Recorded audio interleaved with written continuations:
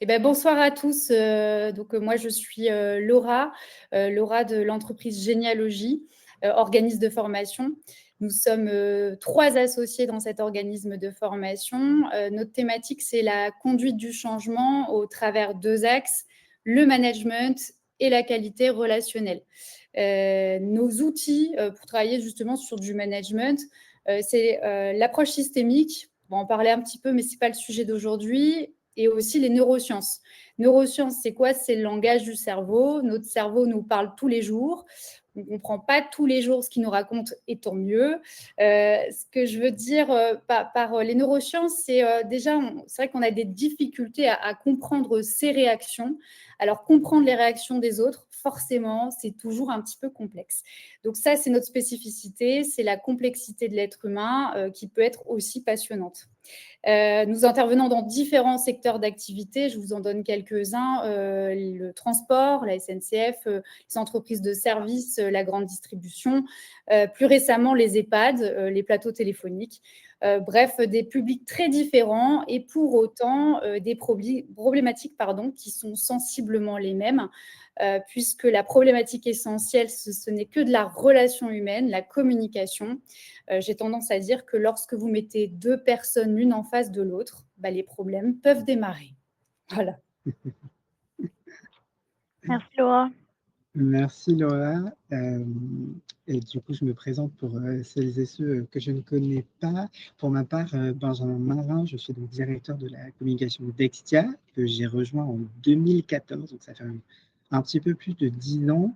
Et je suis également formateur sur des sujets liés au management, qui est en partie une des raisons de ma présence aujourd'hui, un sujet que je trouve passionnant. Et puis, depuis peu également, directeur de mission pour Blend, qui est l'offre de conseil en RH et en transformation qu'Exia a lancé très récemment, qui a pour objectif d'accompagner les entreprises sur différents sujets, que ce soit pour les accompagner dans de la transformation, sur l'engagement collaborateur, sur la mise en place d'une entreprise apprenante, sur la marque employeur, sur l'efficacité opérationnelle, bref, un petit peu toute la boîte à outils et les clés du succès qui ont fait la réussite d'Exia qu'on ouvre pour partager à l'ensemble de nos clients et partenaires. Alors, ce que je vous propose, c'est de pouvoir démarrer la thématique. Donc, un entretien, un objectif. Et pour ce faire, nous allons passer par 2 étapes. La première étape dans le sommaire de ce fait sera les neurosciences au service des entretiens, comment optimiser nos entretiens. Et ensuite, nous allons voir les différents types d'entretiens. Présentation, nous pouvons passer de ce fait. Alors, le cerveau, c'est un outil formidable au service d'un seul projet et je vous le rappelle, le seul projet de chaque être vivant et peu importe lequel, ça reste la survie. Alors pourquoi je remonte à ça? Je vous explique un petit peu le fonctionnement du cerveau. Nous, êtres humains, nous avons 4 gouvernances dans le cerveau. Nous avons la première gouvernance qui est la première qui a la main dans les situations puisque c'est un mode automatique, c'est la gouvernance instinctive. Et c'est là-dessus que nous allons travailler. On a une deuxième gouvernance qui est ensuite la survie collective, qui est la gouvernance grégaire, puis l'émotionnel, où là, toute notre histoire rentre en compte, les blessures, les valeurs, les antivaleurs, l'expérience de vie. Et la dernière qui est l'adaptative, qui est là, pas un pilotage automatique, mais plutôt une conscience que nous l'utilisons très peu. Là où nous allons travailler aujourd'hui, c'est avec la gouvernance instinctive. Pourquoi? Parce que c'est la première qui a la main. Alors, la survie, nous avons 3 réactions possibles pour entrer en mode survie, pour justement survivre. À votre avis, quelles sont les réactions instinctives pour pouvoir survivre? Imaginez-vous, vous avez un mammouth en face de vous. Qu'est-ce que vous allez faire pour pouvoir survivre? La fuite, tout à fait. Donc, effectivement, c'est une technique de survie. Bon, je ne peux pas fuir, qu'est-ce que je peux faire? Je combats. Et la dernière, qu'est-ce que je peux faire? Je fais la lutte, effectivement. Et la dernière, garder son sang-froid. Alors oui, un peu complexe parce que ce n'est pas la réaction première, en tous les cas, de l'instinctif. Là, la dernière, ce sera l'inhibition. L'inhibition, c'est quoi? C'est lorsque je suis complètement dans l'immobilisme, c'est faire le mort. Faire le mort, vous savez, c'est l'araignée qui rentre chez vous. Elle vous a vu, vous l'avez vue, vous vous êtes vu, et il se passe quoi? Eh bien, elle fait la morte. Elle fait la morte pour pouvoir survivre. Bon, parfois, ça ne fonctionne pas. Alors, pourquoi je vous donne cet exemple-là? Extrêmement intéressant parce que finalement, notre cerveau ne fait pas la distinction entre survie et stress. Le stress est de ce fait un facteur très complexe pour nous puisque notre cerveau se dit, dès qu'il est en stress, il faut que je survive. Donc, dans toute situation stressante, naturellement, première réaction instinctive, soit je vais mettre en place des comportements de fuite, soit je vais mettre en place des comportements de lutte, soit je vais mettre en place des comportements d'immobilisme. Alors, qu'est-ce que ça donne de ce fait? Lauriane, est-ce que nous pouvons avancer les slides? Alors, c'est ce que je vous disais. Alors, qu'est-ce que ça donne? Ces trois réactions-là, forcément sur un entretien, on va parler des entretiens, eh bien, je vais devoir mettre en place certains comportements de défense ou d'attaque. Alors, pour ce faire, moi, ce que je vais vous proposer avant toute chose, c'est de se dire comment moi, je peux réussir à sortir de ces réactions instinctives. Sortir de ces réactions instinctives, cela voudrait dire deux choses. C'est déjà, un, préparer son entretien. La meilleure improvisation, j'ai envie de vous le dire, c'est celle que l'on prépare. C'est jamais évident, même si je sais que certaines personnes sont adeptes de moi, j'y vais à l'impro, je suis beaucoup plus efficace. Alors oui, l'impro plus efficace quand on est seul. Par contre, lorsqu'on a une personne en face de nous, ben, on n'est pas à l'abri d'une réaction, quelque chose qui reste forcément compliqué. Alors, moi, je vais vous proposer de regarder deux vidéos de deux managers différents. Alors, vous allez rencontrer Rémi, qui est mon associé, qui va jouer mon manager. Et de ce fait, vous allez regarder un petit peu si, selon vous, c'est un bon entretien. Et en fonction de cet entretien-là, regardez un petit peu ce qui se passe. Je vais donc vous partager la première vidéo de mon manager qui me fait de ce fait un entretien parce qu'il trouve que je suis désimpliquée au sein de son équipe.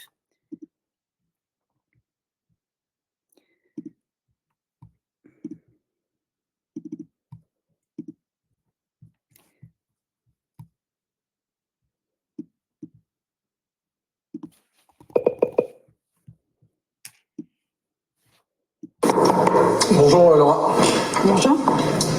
Vas-y, installe-toi. Merci. Laura, je te reçois parce que je comprends pas quoi. Là, nous venons de sortir de réunion, c'est pour ça que je te prends là tout de suite. Je t'ai vu souffler toute la réunion.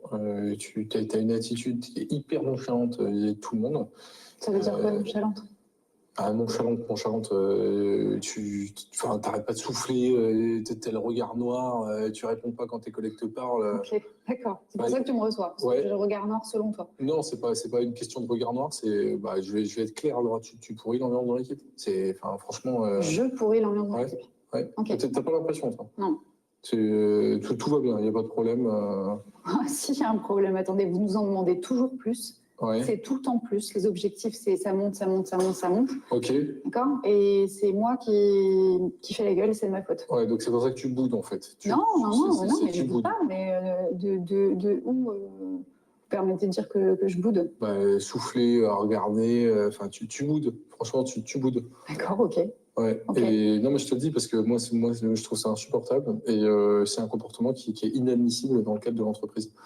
Tes états d'âme ou le côté de c'est bon. Okay. Je pense que nous tous passé l'âge et nous sommes adultes. Vous êtes adulte, Laura. Ouais. Donc là, maintenant, il va falloir se comporter comme une adulte. Ok. Et moi, ce que j'attends de vous maintenant, c'est que vous puissiez travailler comme on vous le demande. Et pas manifester ostensiblement votre hostilité. Maintenant, vous savez, Laurent, si ça ne va pas, vous pouvez aller voir si l'herbe est plus verte ailleurs. Hein. Il n'y a aucun problème. Ça marche. Donc voilà, moi, ce que j'espère avoir été très clair avec vous. Ouais. Et je ne veux plus de ce comportement comme vous avez fait là en réunion. Ok. Parfait, donc vous pouvez y aller. Merci. Bonne journée, Laurent.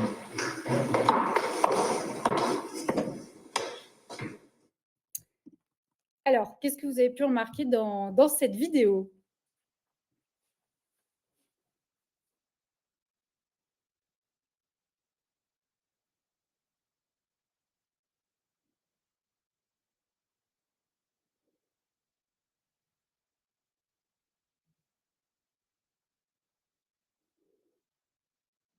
Alors, manque d'empathie, oui, c'est clair, je pense, hein. Directif, pas d'échange. Alors, tout à fait. Manager ne se base pas sur des faits, ne pose pas de questions. Effectivement, autoritaire, pas de discussion, fermée, ouais.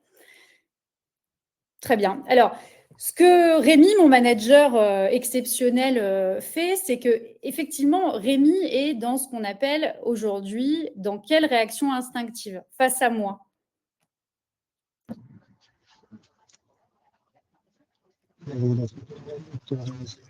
Personne ne ressort avec des solutions, on est en phase. Rémi est en phase de...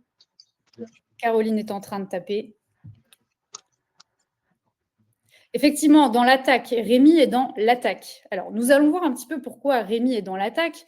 La seule difficulté, je vous l'ai dit, c'est que lorsque je ne prépare pas un entretien, la réaction instinctive, puisque c'est la première gouvernance qui est à la main, prend le dessus. Et donc, en fonction de ce que l'autre va me dire, et en fonction de nous, notre réaction instinctive de prédilection, puisque nous en avons toutes une de prédilection en fonction de quoi? Du sujet et de la personne qui est en face de nous.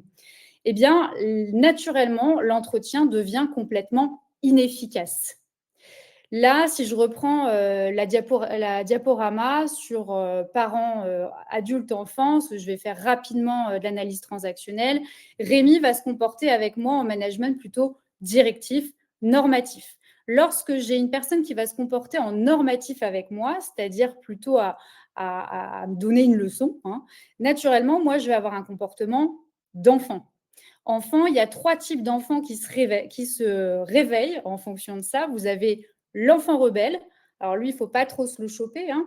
L'enfant rebelle, lui, se dit « vas-y, j'attends que ça, je vais te rentrer dedans ». Vous avez l'enfant libre. Lui peut se dire « cause toujours, tu m'intéresses ». Et vous avez l'enfant soumis qu'on adore parce que l'enfant soumis nous dit toujours « oui » et il fait, sauf que l'enfant soumis ne fait pas pour lui, il le fait pour son parent. Donc, c'est une réaction extrêmement complexe. Là, ce que nous pouvons voir dans cet entretien-là avec Rémi, c'est que Rémi est naturellement dans le jugement, il n'est pas à l'écoute et il va se baser sur le problème. Quand on se base sur le problème, nous allons le voir juste après, l'objectif de Rémi, à ce moment-là, c'est d'avoir raison. Donc, il sort un petit peu de l'objectif de l'entretien. Je vais vous montrer un second entretien et puis vous allez me dire un petit peu, selon vous, ce qui se passe.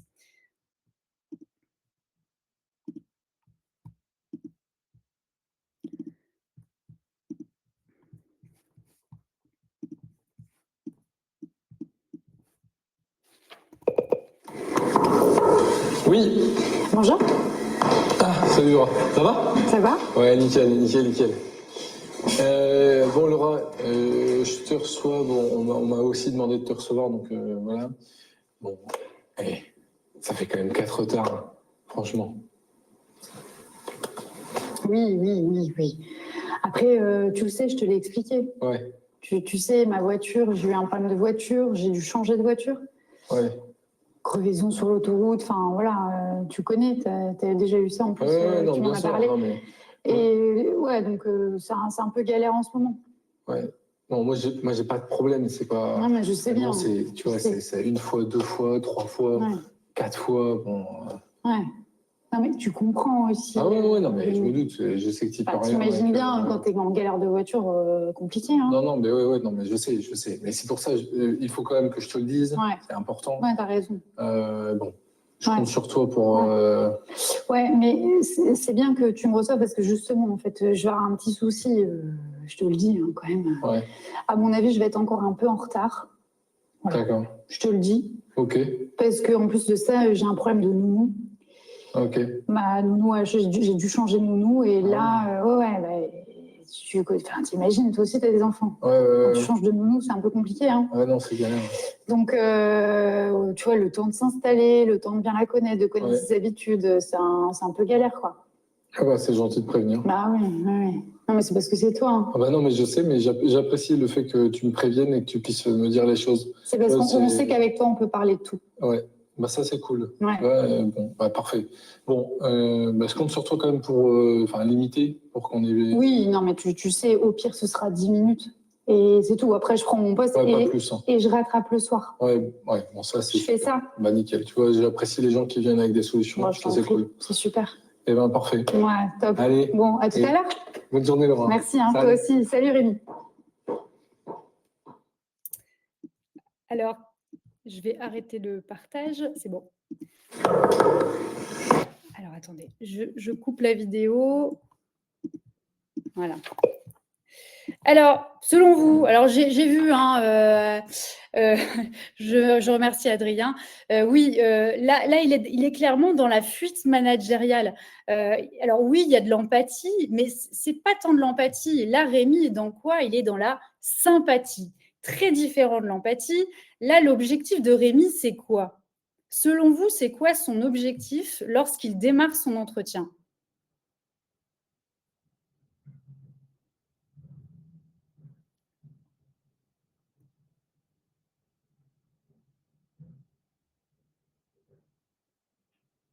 Alors, l'objectif serait effectivement de me faire arriver à l'heure. Est-ce qu'à votre avis, l'objectif est atteint? Il n'est pas atteint, l'objectif, puisque je l'ai vu, Caroline le dit, oui, l'objectif de Rémi, c'est d'éviter le problème. L'objectif de Rémi, c'est que je l'aime en tant que manager. C'est toute la difficulté, c'est que, bien entendu, et ça, c'est propre à chacun, il y a 2 types de management. Bon, il y en a plusieurs, mais vous compreniez bien l'analyse transactionnelle. On a vu le management normatif, qui est plutôt sur la règle, et nous avons le management nourricier, qui, lui, a ce besoin de pouvoir accompagner plus son équipe, d'être d'une disponibilité, d'une sympathie redoutable. Sauf qu'en fonctionnant comme ça, il va réveiller l'enfant qui est chez moi également, hein, et l'enfant, 3 types d'enfants. Bon, moi, je ne suis pas rebelle, mais apparemment, je suis très, très libre. Et comme je suis très, très libre, je vais avoir tendance à manipuler Rémi. Et donc, qui réussit l'entretien à la fin? Est-ce que c'est Rémi ou est-ce que c'est moi? Qui atteint son objectif? C'est moi. J'ai atteint mon objectif. Je peux vous assurer que je pense que j'ai encore des cartouches pour pouvoir arriver. Parce que tu n'étais pas loin d'avoir une augmentation aussi, Laura. J'étais à ça. Tout. J'étais à ça de l'avoir.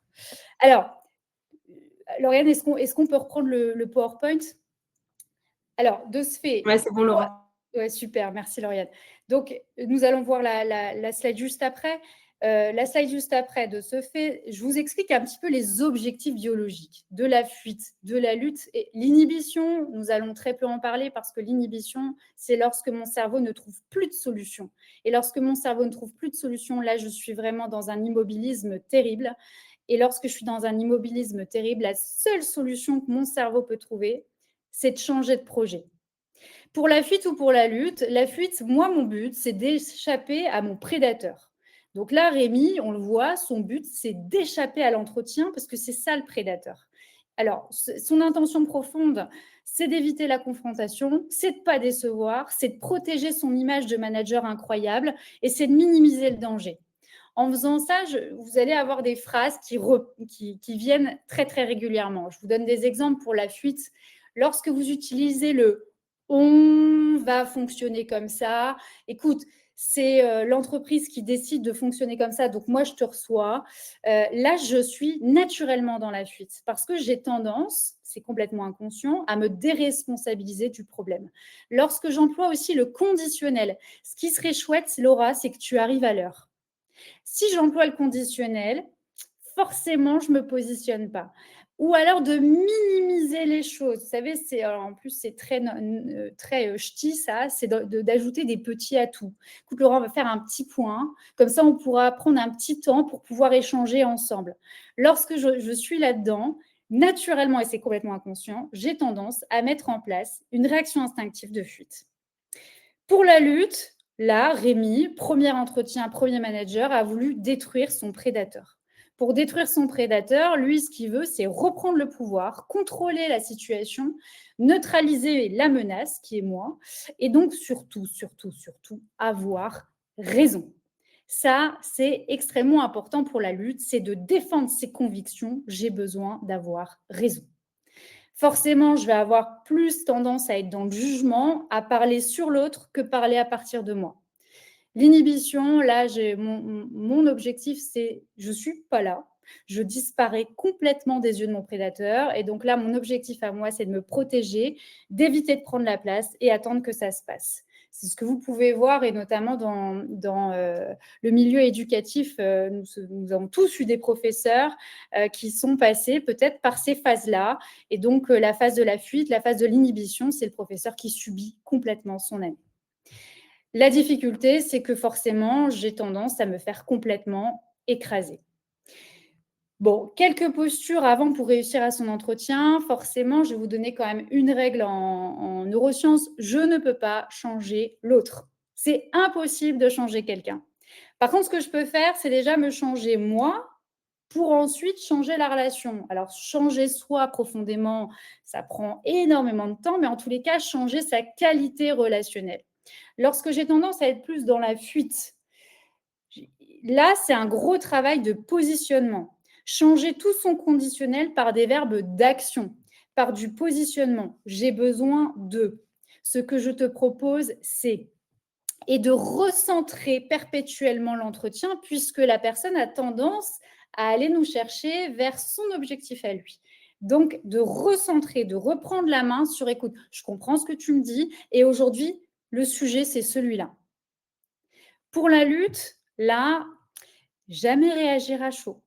Parce que forcément, lorsque je réagis à chaud, la difficulté, c'est quoi ? C'est que je parte un petit peu en vrille, que je me fasse dépasser par mes émotions et que je devienne complètement impulsif. Donc, lorsque je sais que j'ai tendance à être dans la lutte, la préparation de l'entretien est encore plus importante. Pour ce faire, moi, ce que je vous propose, c'est une chose. Lorsque vous devez recevoir quelqu'un et vous savez qu'il y a un problème à gérer, changez tous les reproches que vous avez envie de faire en besoin. Vrai exercice et vrai plan d'action, parce que forcément, le discours n'est pas du tout audible de la même manière. Je vous propose de continuer la slide. Alors, toute la question est là-dessus. Est-ce que je suis dans le problème ou est-ce que je suis dans le projet ?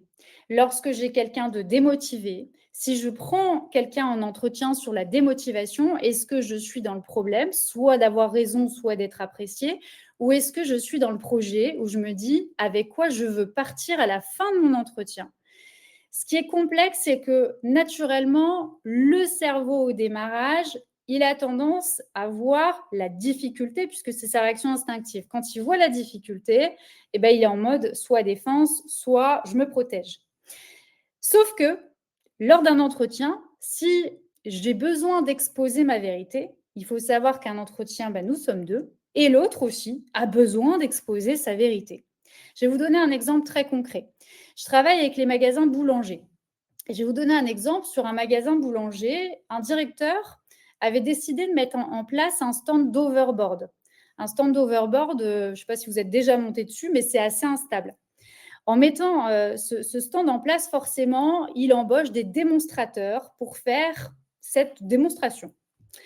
Un jour, le directeur passe dans son magasin et voit un vendeur, pas du tout prédestiné à faire de l'overboard, monter sur un overboard.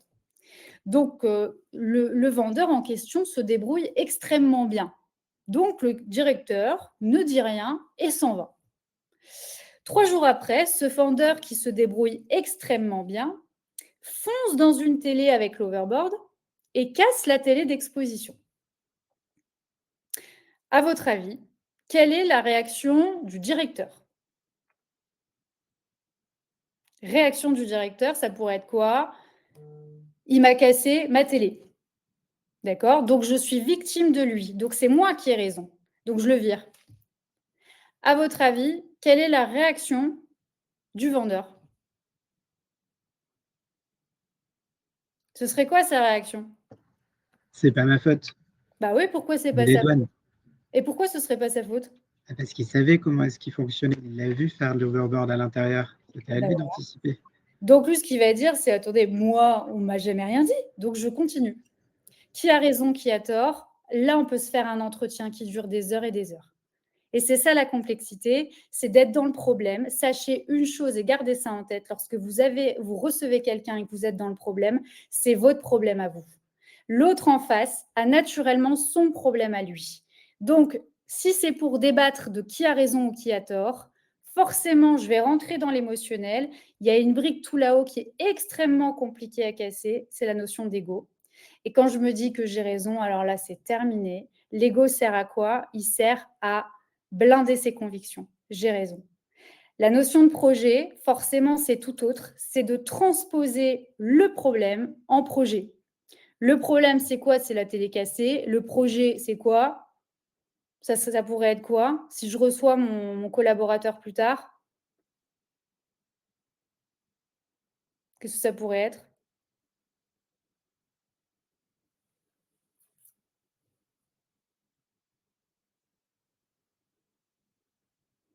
Ouais, comment on fait pour que ça se reproduise pas? Alors attention, il y a un principe aussi en neurosciences, c'est que le cerveau a des difficultés à comprendre la négation. Mais en tous les cas, c'est comment faire en sorte que l'équipe tourne, que le collaborateur puisse s'occuper de son poste et que les démonstrateurs puissent faire la démonstration. Et d'ailleurs, c'est ce que le directeur a fait. Ce qu'il lui a dit, c'est voilà, je te reçois et je pourrais te licencier.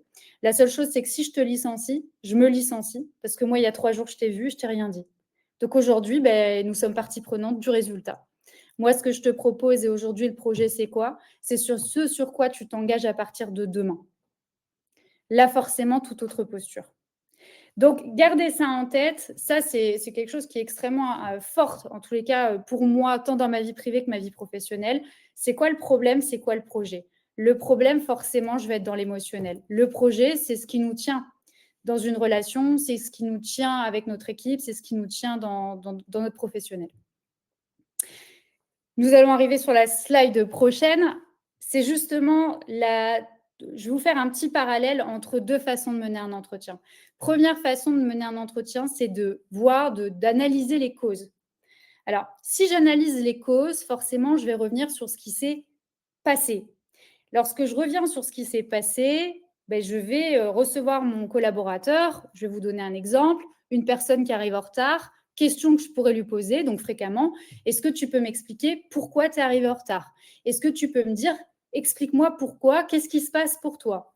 Là, la difficulté, à votre avis, c'est quoi? C'est que naturellement, la personne, et c'est normal, tous nos cerveaux fonctionnent de la même manière.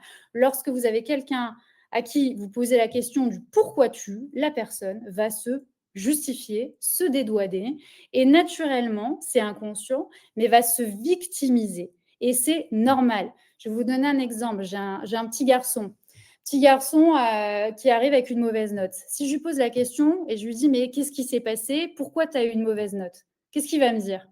Alors, je vais vous les donner, mais tous les arguments sont les mêmes et ont été les nôtres il y a quelques années. Le prof m'aime pas. Ouais, mais maman, tu sais, tous les élèves ont eu une mauvaise note, hein, ça c'est génial. Je suis tombée sur pile le sujet que je n'avais pas révisé, hein, et puis de toute façon, bref, tous les arguments, on les a.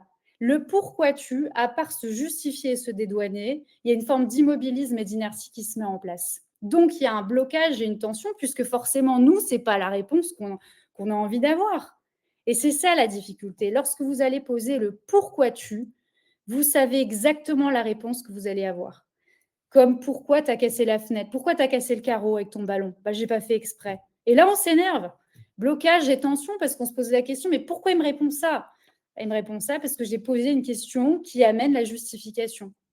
Et donc, c'est ça qui est complexe. Et je sais que c'est très difficile parce que nous avons été biberonnés depuis tout petit à la justification, puisque nous avons été biberonnés depuis tout petit à la question du pourquoi C'est une question en management à proscrire parce que naturellement, ça nous ramène dans le passé et ça amène le cerveau à se culpabiliser.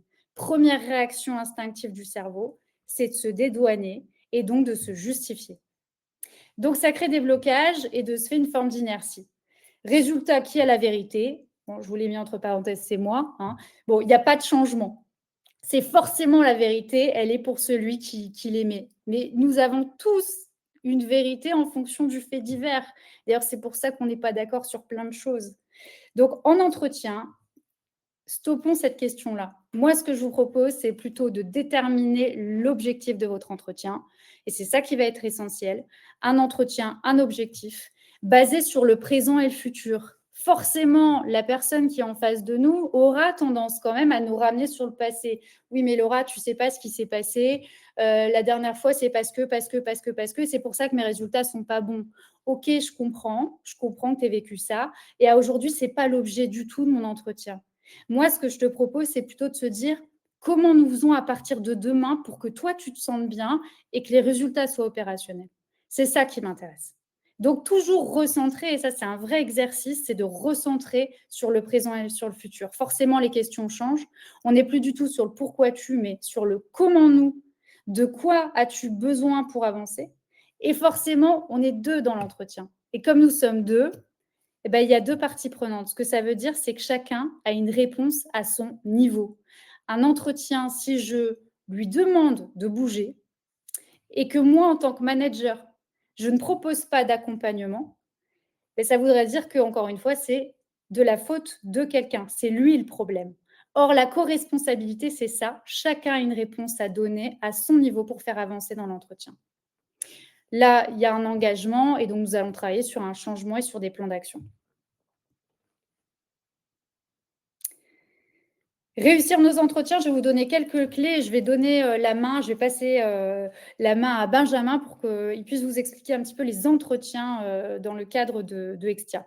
Bonne conduite d'un entretien, déjà, c'est un objectif aligné avec l'ADN. Je laisserai Benjamin en parler.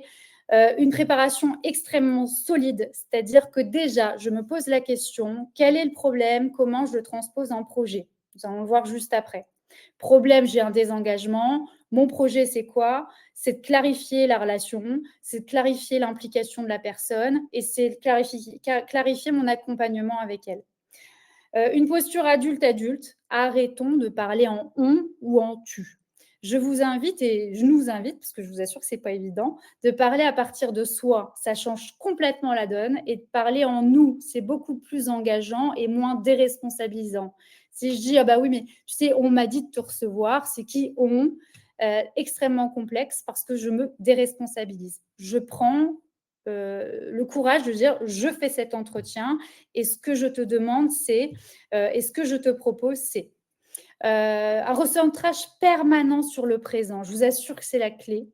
Vous allez voir que naturellement, dès qu'on nous amène dans le passé, c'est notre émotionnel qui reprend la main parce qu'on trouve ça injuste, puisque notre vérité est forcément différente.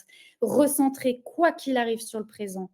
Entendez et comprenez ce que la personne dit et recentrez-la sur « OK, qu'est-ce que nous en faisons aujourd'hui ?»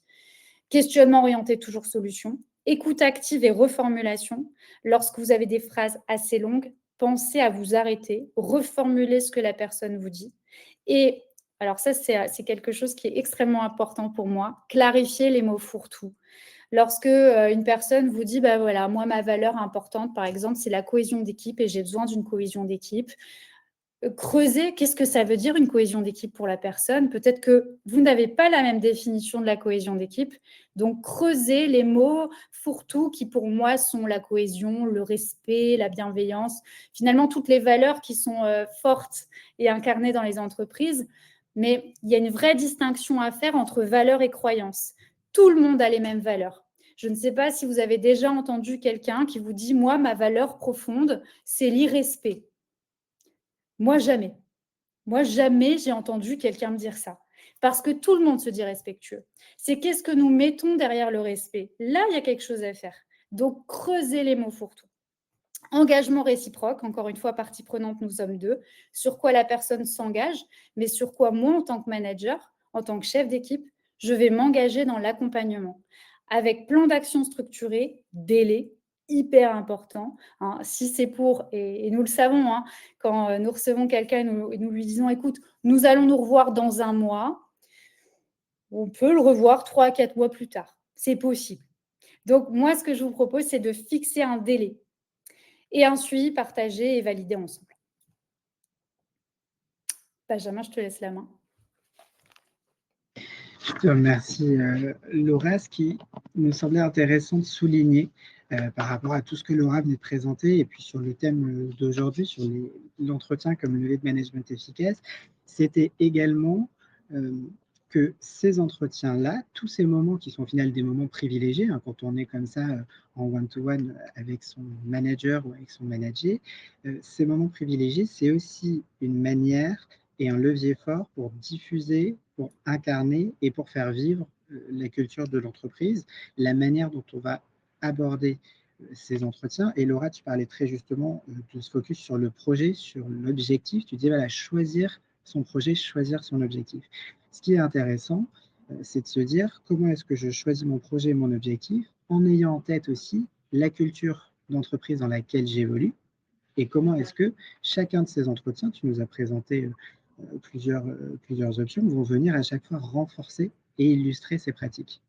Et quand on crée ça, et Laura, ça serait d'ailleurs intéressant d'avoir ton retour sur ça, mais on crée aussi une cohérence entre ce que l'entreprise dit, ce que moi, en tant que manager, je dis, et ensuite ce qui va vraiment se passer dans la pratique managériale. Et quand on crée cette cohérence, on crée, in fine, une relation de confiance.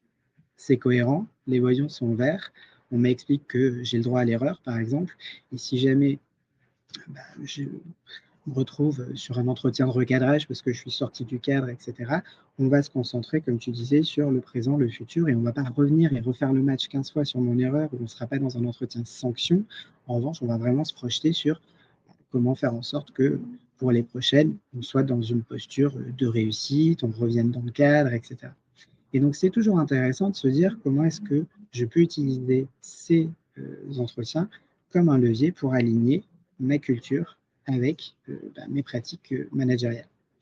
Et c'était notamment un point qu'on avait souligné quand on préparait l'entretien, c'était de se dire, voilà, chez Exia, il y a plusieurs typologies d'entretiens qui sont menés. On va en avoir certains qui sont d'ores et déjà inscrits dans l'expérience collaborateur, qui sont des éléments récurrents, comme l'entretien au bilan annuel, l'entretien de carrière et autres. Et puis après, on aura bien évidemment des points qui vont être déclenchés un petit peu à l'envie. On en reviendra tout à l'heure avec Laura. Ce qui est intéressant, c'est de se dire, et c'est juste pour faire une petite parenthèse et une illustration, comment est-ce que ces entretiens-là, dans leur construction, dans leur manière d'être abordés, dans les projets qui vont y être définis, qu'ils soient réguliers ou ponctuels en fonction des sujets, vont pouvoir venir aligner et renforcer cette culture. Et typiquement, si je prends l'exemple d'Exia, par exemple, on a un entretien de carrière qui s'appelle l'entretien de carrière extraordinaire, le CEO. L'objectif de cet entretien-là, c'est vraiment de se poser avec chaque collaborateur et de co-construire ensemble son projet professionnel. L'idée derrière, c'est que cet entretien, il a été construit sous la logique du d'abord qui, ensuite quoi, qui est quand même une conviction forte d'Extia, puisque pour celles et ceux qui peut-être sont moins familiers avec Extia, une conviction qui nous anime, c'est faire vivre à chaque collaborateur une expérience positive au sein d'Extia et au sein de notre écosystème. Comment est-ce qu'on fait ça? On va aller chercher à comprendre le d'abord qui, la personne, ses aspirations, ses motivations, et on va ensuite co-construire avec elle un projet professionnel qui a du sens pour elle et pour Extia, et aligner cet ensemble et le mettre en musique avec des convictions communes qui nous animent. Alors, effectivement, Laura, tu en as mis quelques-unes sur le slide, sur l'entreprise apprenante, sur la culture du feedback, sur bien évidemment la convivialité qui pour nous est un marqueur fort de l'aventure, sur le droit à l'erreur dont je parlais tout à l'heure. Et donc, comment est-ce qu'ensuite on va réussir à mettre en musique un petit peu toutes ces convictions à travers nos pratiques managériales.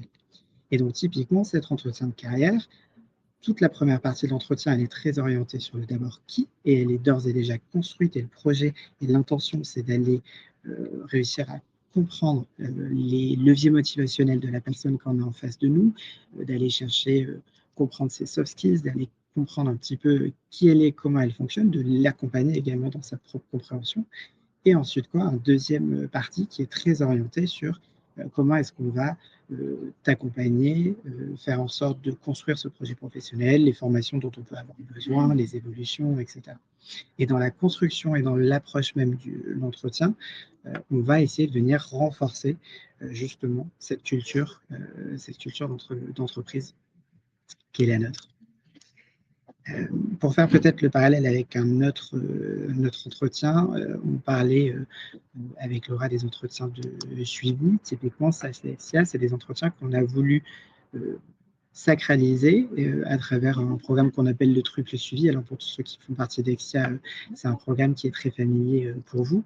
L'idée, c'est de se dire que chaque collaborateur a une équipe de 3 personnes qui l'encadrent, un manager, un RH et une personne de l'administration du personnel, et surtout à des points tous les 3 mois de suivi qui ont pour objectif justement pouvoir échanger un petit peu, puisque on a pour notre part une population qui est principalement directement en prestation chez le client. Et donc là, l'idée, l'objectif, le projet, c'est justement de créer du lien, de pouvoir maintenir cette qualité de la relation malgré la distance qui peut s'installer parfois, identifier rapidement des irritants et voir si il y a des éléments à levier, des freins à lever, pardon.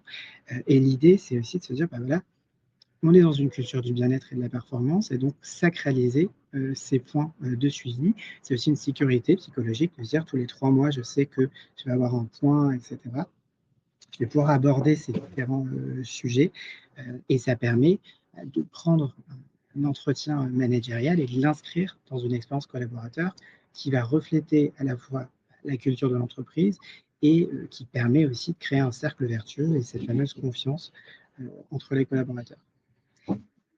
Je ne vais pas vous faire tous les entretiens, mais l'idée, voilà, c'était juste de faire ce parallèle, puisque c'est aussi un levier très fort quand on parle de management, d'avoir justement cette cohérence entre culture et pratique managériale. Et puis, le tout va être à chaque fois accompagné d'entretiens qui, pour le coup, Laura, sont un peu plus improvisés en fonction des situations. Et c'est justement les sujets qu'on va aborder par la suite. Merci, Benjamin. Alors, moi, ce que je vais vous proposer, c'est de travailler sur l'objectif, l'entretien. Et donc, nous allons faire des petites mises en situation. Je vais vous montrer les entretiens, 6 problèmes, 6 objectifs. Si nous pouvons aller sur la slide suivante. Parfait. Alors, je vous ai référencé toutes les problématiques que nous pouvons rencontrer dans une équipe. Ces entretiens-là, pour moi, sont les entretiens, c'est votre boîte à outils du quotidien du manager. C'est-à-dire qu'une équipe, ça s'observe, ça nous permet d'analyser, de voir un petit peu les signaux faibles, les signaux d'alerte et de se faire l'écoute et observer son équipe, c'est extrêmement important. Je tiens à rappeler qu'aujourd'hui, on est quand même beaucoup dans un process managérial d'information et pas de communication, puisque nous passons notre temps à écrire des mails. L'info passe pas correctement, puisque c'est avec la communication que nous allons pouvoir nous engager. Donc, les entretiens sont fondamentaux. Les problématiques que nous pouvons rencontrer: démotivation, comportement non factuel, tension relationnelle, absentéisme. Alors attention, quand je parle d'absentéisme, l'objectif, c'est pas de faire un entretien de recadrage. Par contre, c'est un entretien d'exploration, de remobilisation. Si j'ai de l'absentéisme plutôt répété, l'entretien de retour fera partie de cet entretien-là. L'objectif de l'entretien, c'est de clarifier le projet relationnel, type d'entretien, entretien de remobilisation et d'exploration. Ce que je vais vous proposer, c'est que nous puissions en simuler quelques-uns. Autre problématique rencontrée, vous avez de ce fait tout ce qui est écart entre compétences voulues et compétences réelles. Là, on va travailler sur forcément ce qu'on appelle un entretien de performance. Si c'est du savoir-faire, si c'est des difficultés, l'objectif, c'est de rester dans un entretien de performance et de monter en compétence. Notre but, c'est ça à la fin. Autre problématique rencontrée, non-respect du cadre, retard répété, les règles de fonctionnement non tenues. Là, forcément, nous allons travailler sur le respect du cadre et donc ce qu'on appelle l'entretien de responsabilisation, ce que vous appelez chez vous l'entretien de recadrage. Alors moi, j'aime bien le mot responsabilisation parce qu'il n'y a pas de notion d'infantilisation dans le sens où chacun va apporter une réponse à son niveau, mais en tout cas, le collaborateur va pouvoir devenir partie prenante de son engagement. Vous allez avoir ensuite d'autres problématiques rencontrées, tout ce qui est difficile à annoncer, fin de période d'essai, mais ça marche aussi dans la vie privée. Tout ce qui est compliqué, même une rupture, ça peut être très compliqué à annoncer. Tout ce qui est complexe, là, on va appeler ça les entretiens difficiles. C'est sur la slide d'après. Lauriane, si tu peux la passer. Voilà. Nouvelle mission, besoin d'autonomie, prise de responsabilité. Là, on va travailler sur des entretiens de délégation. Comportement exemplaire, forte contribution, la réussite. Forcément, là, on va être sur de la valorisation. Donc, entretien de valorisation et uniquement de la valorisation. Pourquoi je vous dis ça? Un entretien, un objectif. Si, lors de mon entretien de valorisation, je glisse ce qui serait top, c'est que tu puisses prendre de ce fait la mission comme ça suivante, je perds tout l'optique de mon entretien et donc je dévie mon objectif que de valoriser la personne. Ce que je vous propose, c'est que nous puissions nous mettre un petit peu en action. Eva, est-ce que tu peux jouer la collaboratrice que tu souhaites avec la problématique? Alors, on peut peut-être démarrer par l'entretien d'exploration ou de responsabilisation. Responsabilisation peut-être, puisque vous l'avez chez vous. Ouais, avec plaisir, Lauriane. Laura, pardon. Parfait. Alors, Eva, je te propose d'être justement comme moi. Alors, vous l'avez vu avec Rémi. Rémi a été un manager plutôt cool. De ce fait, j'ai dérivé et je suis partie dans mon fonctionnement plutôt libre. Là, l'objectif d'un entretien de responsabilisation, c'est que mon but à la fin, c'est que je sorte de cet entretien en me disant, je sais qu'Eva s'est engagée sur quelque chose. Okay. Je ne sors pas de là si je n'ai pas réussi à atteindre mon objectif. Donc, c'est pour ça, à chaque fois que vous démarrez un entretien, fixez-vous un objectif. Pas le problème, c'est le retard. Mais fixez-vous un objectif. Parce que forcément, Eva, si elle sait qu'elle est reçue par moi, son objectif, il est très clair à Eva. Si elle sait qu'elle est reçue par moi pour des retards, à votre avis, quel est l'objectif d'Eva? Je vais vouloir me justifier. C'est exactement ça, c'est la justification. Donc, ce que je vous propose, Eva, on y va. Donc, bonjour Eva. Bonjour Laura. Je te reçois pour parler des 5 retards que tu as eus de 10 minutes les lundis, vendredis, jeudi et mardi de la semaine dernière. Ouais, je sais. Je suis désolée, j'ai vraiment pas vu mon réveil. Et en plus, j'avais plus de réseau chez moi et du coup, j'ai pas pu me réveiller. Très bien, Eva. Est-ce que tu peux me dire, Eva, à quelle heure tu démarres le matin? À quelle heure tu dois démarrer? 9h. Ok. Eva, est-ce que tu peux me dire à quelle heure tu es arrivée, notamment ce matin? 9h03, je crois. Ouais, alors pour être précis, tu es arrivée à 9h06 ce matin, Eva.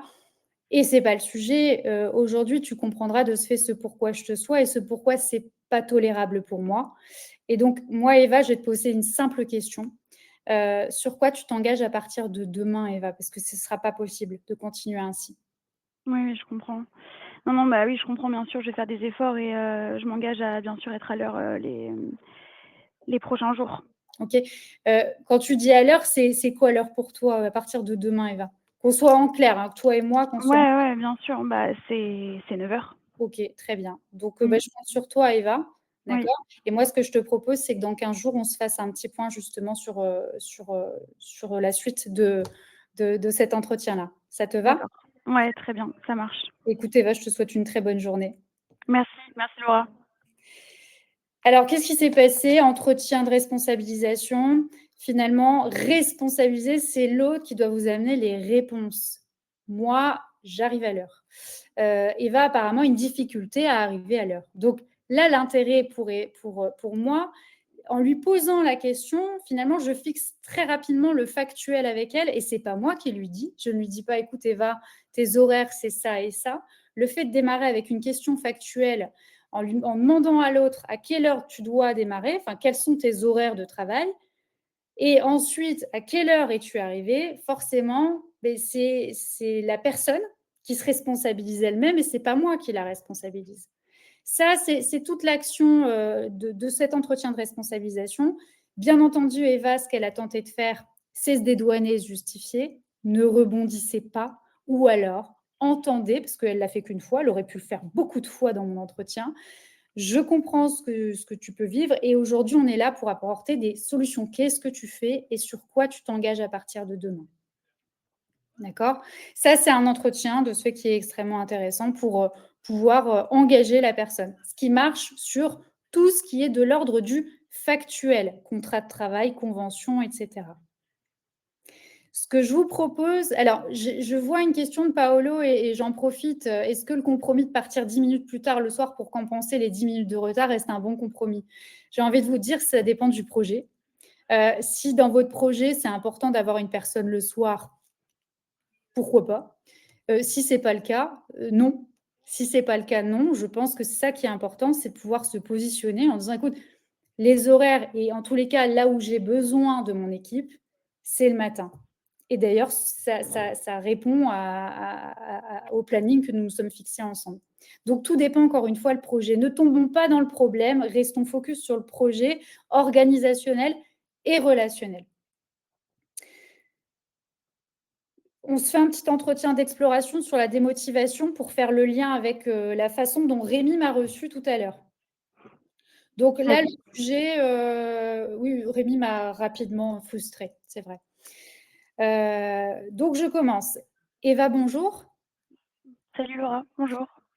Alors Eva, je tenais à te recevoir, parce que j'ai observé qu'aujourd'hui, et la réunion dernière également, je t'ai vu beaucoup moins, participer que d'habitude et ça m'interpelle et d'ailleurs je suis plutôt inquiète parce que c'est pas du tout la Eva que j'ai vue, et j'ai pu voir, s'agiter dans les précédentes réunions donc c'est vrai que je suis plutôt interpellée et je m'inquiète un petit peu. Je voulais savoir comment tu vis ça? Comment tu vis les choses toi à ton niveau? Comment ça se passe pour toi? Ouais, c'est vrai, j'ai un peu une baisse de motivation, je pense que c'est lié aussi à l'équipe, je me sens moins intégrée dans l'équipe, ça m'est plus difficile, de me sentir intégrée dans le projet quand je me sens moins intégrée dans l'équipe. D'accord. Mais quand tu parles de moins intégrée dans l'équipe, est-ce que tu peux m'en dire un peu plus? Bah, par exemple, on m'invite pas au pause déjeuner, ce genre de choses et c'était pas le cas avant, par exemple. D'accord, très bien. Bon, écoute Eva, moi ce que je peux te proposer, puisque je vois que ça te perturbe beaucoup et je te remercie de ta confiance et que nous puissions en discuter très librement. Heu, Eva, si moi je travaille sur, la notion de cohésion et il y a des choses qui m'ont interpellée effectivement dans l'équipe, je vais travailler là-dessus et notamment sur une réunion avec l'ensemble. Est-ce que c'est un élément qui pourrait te convenir ça, Eva? De réunir toute l'équipe, au global? Ouais, que déjà nous puissions retravailler sur la notion de synergie, sur la notion de cohésion et d'atelier pour que on puisse créer des ambiances et des moments, conviviaux ensemble. Est-ce que ça Ouais, pourrait carrément. te convenir ça? Ouais, carrément, ouais, je pense que c'est ce qui nous manque peut-être pour, redynamiser l'équipe peut-être, ouais. Ouais, d'accord, très bien et est-ce que tu penses que ce genre d'élément, ça pourrait, te permettre de retrouver un petit peu d'entrain et la Eva que j'avais avant cet élément-là? Ouais, je pense que s'il y a du changement de ce côté-là, je pense que je me pourrais que mieux me sentir dans l'équipe et donc impliquée dans le projet donc oui, si, forcément, s'il y a un changement de ce côté-là aussi, je m'engage à m'engager, enfin je m'engage à être, plus impliquée dans le projet, pardon. OK. Alors c'est ce que j'allais vous demander, c'est bon moi de mon côté, je vais mettre en place un atelier, je vais réfléchir et comme ça ensuite nous pourrons faire le point. De votre côté Eva, moi j'aimerais aussi que vous vous engagiez à retrouver, le dynamisme et l'entrain et dans les réunions puisque vous faites partie des plus anciennes et que justement votre expertise, elle est extrêmement importante dans une équipe comme celle-là et j'ai besoin de vous aujourd'hui Eva. Ouais, je comprends bien. Très bien. Nous nous engageons aujourd'hui et nous faisons un petit point, dans 10 jours? Ouais, bah, avec plaisir. Très bien. J'espère qu'il y aura du changement. Très bien. Alors moi, je vais tout mettre en place de mon côté et je souhaite également que de votre côté, que vous puissiez aussi retrouver le dynamisme, Bien sûr, dans l'ensemble des réunions. Très tout à bien. fait. Ça marche. Merci Laura. Eh ben, merci pour votre confiance Eva. Je vous souhaite une bonne journée. Merci. Bon, on a fait 2 exemples d'entretien, il est déjà 18h56. Ce qui est important pour chaque entretien, alors vous avez la méthode sur chaque type d'entretien. 1, le non-jugement. 2, parler à partir de soi. 3, fixer moi mes besoins, le factuel bien entendu, hein, mes besoins, mais entendre les besoins de l'autre et un engagement réciproque. Il y a un engagement réciproque, sauf sur l'entretien de responsabilisation, puisqu'il y a une seule personne qui est en retard. Donc, qu'est-ce que la personne fait? Mais attention, quand c'est des retards répétés. Mais il y a toujours une co-construction. Encore une fois, dans un entretien, nous sommes 2. Et donc, co-construction pour avancer sur un plan d'action efficace.